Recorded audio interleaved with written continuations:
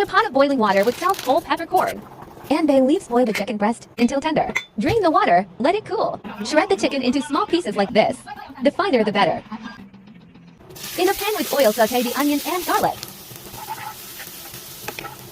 Add soy sauce and black pepper. And add the shredded chicken. Mix well, add some liquid seasoning and oyster sauce. Add some vinegar, let it boil before mixing. Chili is optional. Add some more oil to fry the shredded meat. Cook thoroughly until the meat turns brown.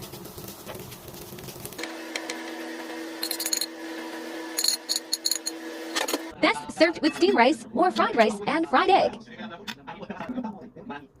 Oh my God! No!